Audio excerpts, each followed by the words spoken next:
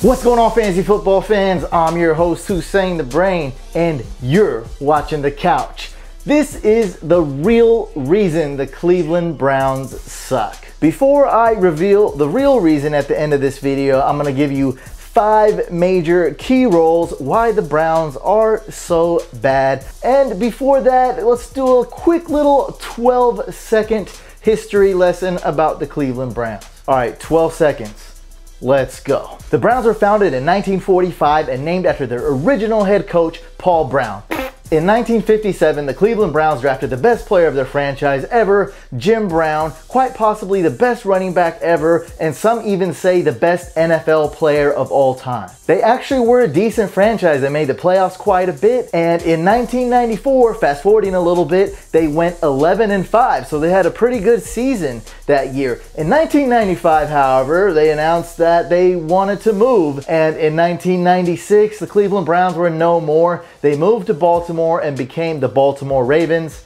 The Ravens won 2 Super Bowls since then. And that brings me to reason number 5 why the Cleveland Browns suck, and that's because they're an expansion team. You can say this is an excuse, you can say this is a valid excuse, that's fine, that's your opinion. But what's fact is that it's an expansion team.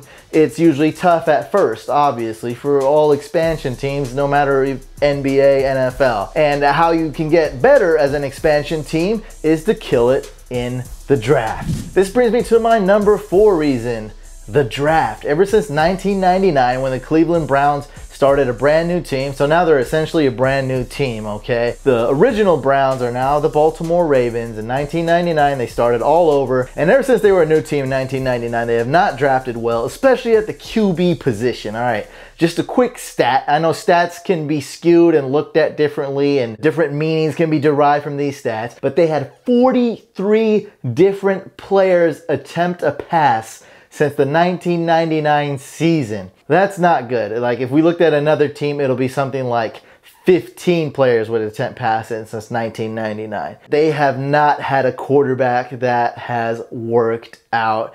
It has been horrible. If I had to pick, I'd say probably Brian Hoyer and Derek Anderson were probably the best quarterbacks of these new Cleveland Browns since '99. With having such a bad record just about every year, they've had high draft picks and they didn't miss on all of them. I mean, they drafted Joe Thomas, Pro Bowl, awesome left tackle. He's just amazing. So that's the one guy. I mean, they also had Alex Mack, a great center, but I mean, he's no longer there. He's on the Falcons now, and they're balling. So that, I mean, you can't really do much with a guy that's not there anymore. And Joe Hayden, a guy they definitely didn't miss out on. I mean, they definitely hit on, but he's been hurt recently and doesn't have a lot of support with other defensive players. A lot of these things aren't really in their hands. Like I said with Joe Hayden, like, he got hurt a lot. This brings me to my next point, number 3. They've had bad luck. It's been horrible. I mean, okay, Josh Gordon, let's bring him up as a prime example, okay? Now you might say, okay, Josh Gordon had a lot of problems. They knew about it, but you know, let's say it's a 50-50 chance. The coin landed on the wrong side, all right? Because it didn't really pan out. Like, he could have been a great receiver. He could have stopped smoking weed and stuff, but he didn't. He had a lot of issues and hasn't even really played in the NFL. When he has, he was balling. He was even better than Megatron Calvin Johnson one year and played 2 games less. So he was great talent, just didn't pan out. They also had guys like Kellen Winslow Jr., who was pretty good, but had some weird incident in a Target parking lot, was smoking spice and doing some other nasty stuff. Maybe or maybe not. We don't know yet. Just Google it if you want to know what he was accused of doing by the lady that saw him in the Target parking lot. Also, they have a ton of other bad luck. Okay, like Peyton Hillis, Madden cover. Did he get the Madden curse? I don't know. I believe in the Madden curse. Do you? I don't know. Leave a comment if you believe on the Madden curse. But he did suck right after he had that tremendous year. Also, there's like 2 other players who were awesome. They got hurt. They got staph infections though. Like, what is this? 2 players, same franchise, getting staph infections? Gosh, it's so insane. You got players suing the NFL, getting hit by flags in their eyes by the ref, players suing the team for the staph infections. It's just ridiculous. I couldn't believe the stuff that when I researched and found out. Just a string of bad luck. There's also a ton of other plays that they got screwed over. I mean, you can have your opinion either way, but it's been, let's just say it's been bad. Referee Jeff Triplett throws a flag, inadvertently catching Orlando Brown in the eye. Brown would later confront Triplett, shoving him to the ground. He'd have to be restrained by teammates. Brown was ejected and would later sue the NFL because he was temporarily blinded. Some of you may not believe in luck or misfortune. Okay, but here's something that they could have controlled, and it's continuity or lack thereof. They keep hitting the reset button every like 1 to 4 years. Like 1 year, reset button, 2 years, reset buttons, 4 years, reset button. They got a new GM, new coach, and when the GM and coach come in, what do? They get rid of all the players that are, I mean, not good maybe, but at least decent. They just get rid of them. These aren't my guys. I'm just gonna get rid of them. Oh, Travis Benjamin, he's okay. Get rid of him. Taylor Gabriel, he's okay. Get rid of him. We're just gonna draft 4 wide receivers and start new. Like, come on, you have to keep some players, give them a chance. How is someone going to be successful when it's new coach, new GM, and new teammates, new quarterback every year? Just about no team can be successful. You got to give guys a shot. Like, at least, I say at least give them 2-3 years if they're decent, okay? If they're trash, I get it. But if they're decent, keep them. Just try it out a little bit longer. Patience. Now here's the big reveal. This is the big one, and it ties in with all the things that happened. With the 22nd pick in the 2014 NFL Draft, the Cleveland Browns select Johnny Manziel, quarterback, Texas A&M. The number one reason the Cleveland Browns are bad is ownership / Johnny Manziel. I'll explain that right now.